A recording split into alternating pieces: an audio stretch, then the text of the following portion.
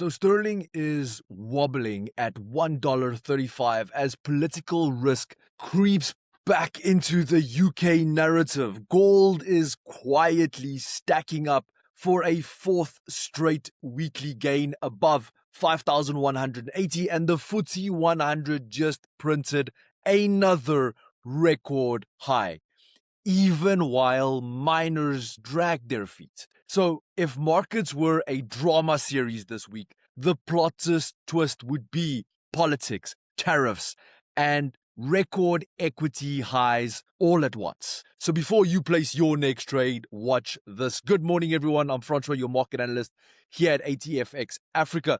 Today, we are breaking down forex, commodities, and equities, three asset classes reacting to UK politic uncertainty, global trade policy shifts, and strong corporate momentum in London equities. Let's kick things off with GBPUSD. So the sterling slipped to around $1.35 as voters headed to the polls in a closely watched UK by-election in the Gorton and Denton constituency. This wasn't just a local contest. Markets are watching it for broader political ramifications for the current Prime Minister. A defeat for the ruling Labour Party could reignite speculation about leadership stability, especially following pressure linked to the Peter Mandelson controversy. Investors are cautious for a simple reason.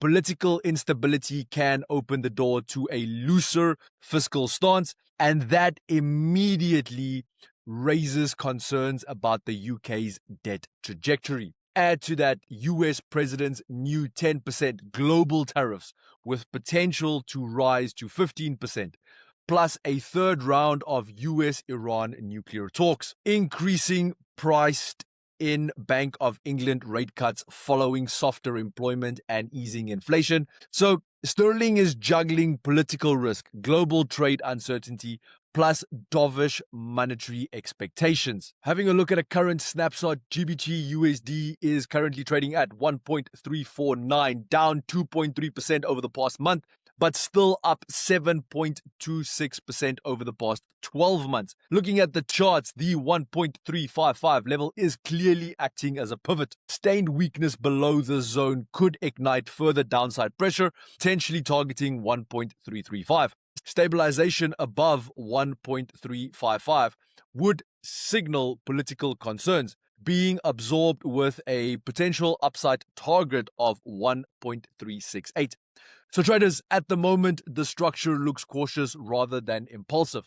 So sterling isn't collapsing, but it certainly isn't confident. Moving over to commodities, gold is trading around $5,184 per ounce following a 2-day gain and on track for a fourth consecutive weekly rise. The primary drivers currently here are the 10% global tariffs, which are now in effect, plus the potential escalation to 15, ongoing US-Iran nuclear negotiations, plus mixed Federal Reserve signals. Chicago's Fed president mentioned possible rate cuts if inflation eases, while the governor supports a full 1-point cut in 2026.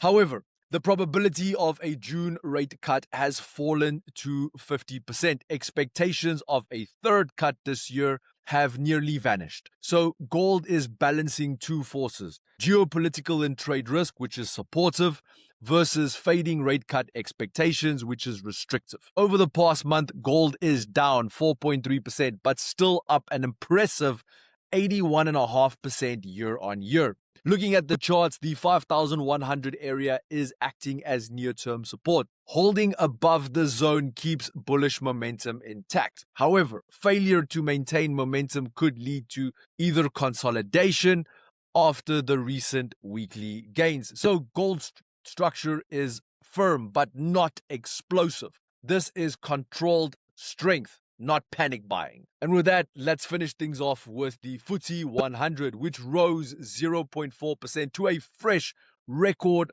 high above 10,850, driven largely by strong corporate news. Rolls-Royce also gained nearly 5% after raising its forecast and announcing a multi-year buyback. WPP climbed 5.4% as investors priced in weak guidance but showed confidence in the new CEO's turnaround plan.